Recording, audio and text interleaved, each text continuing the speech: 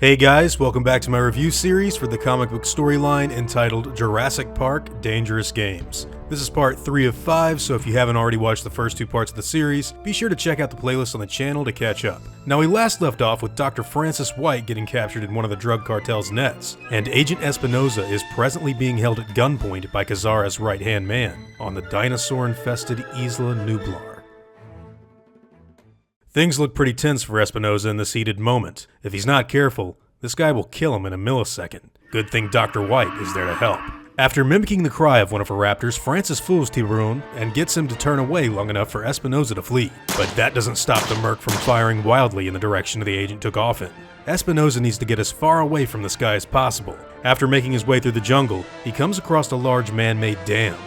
Looks like a good place for a last stand. He makes his way into the hydro power plant. Maybe there's something in here that he can use as a weapon. He fumbles about for a light switch for some time, until finding a flashlight in the dark. After turning it on, he's greeted with the immediate pitter-patter of frightened feet.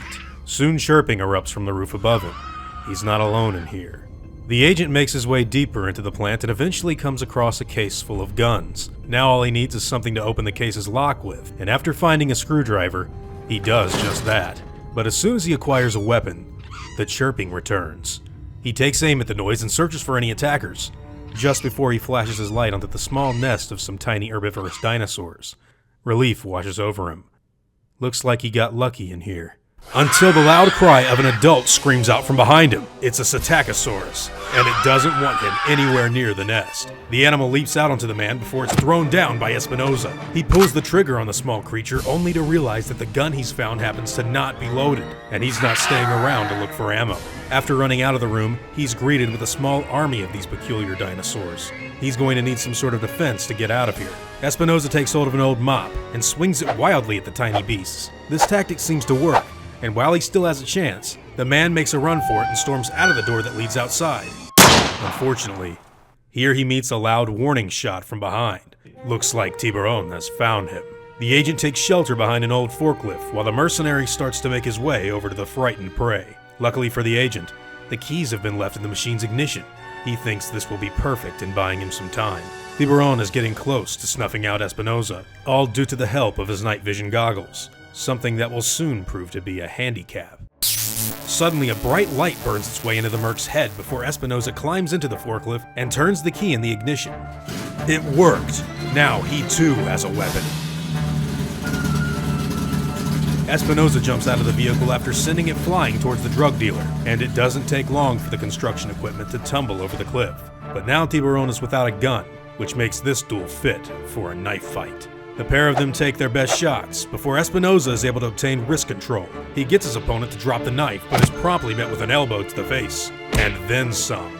Espinosa knows this fight has to end one way or the other. He's got to give it everything he's got if he wants to survive. So he charges Tiburon. The cruel man catches his fist just before he's pounded with a surprise headbutt. Tiburon slips, and Espinosa finishes the job.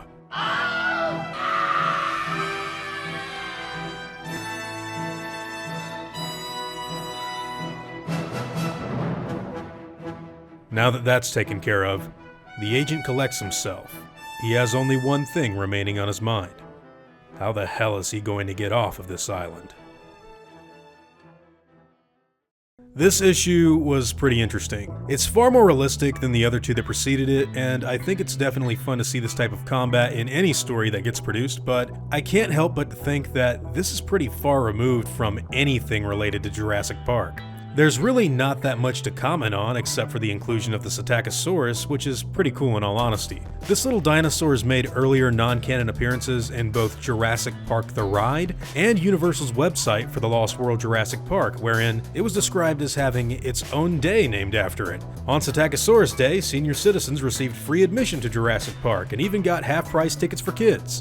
Due to the fact that Jurassic Park was never opened though, well yeah, that kind of speaks for itself on its canonicity. Still, that is a pretty funny Easter egg that plays on the whole coupon day Donald Gennaro talked about in the first movie. All in all, I think this was an okay issue that was a little light on the dinosaurs.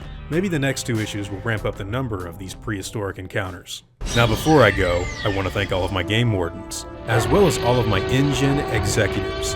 I'd also like to thank all of my park workers and InGen hunters as well. It really means the world to me to hear that you guys appreciate what I do so much, and I seriously am extremely thankful for everything that you guys do to show support. It honestly means the world. Now I'd like to thank you all for watching this video, and hope that you all enjoy today's content.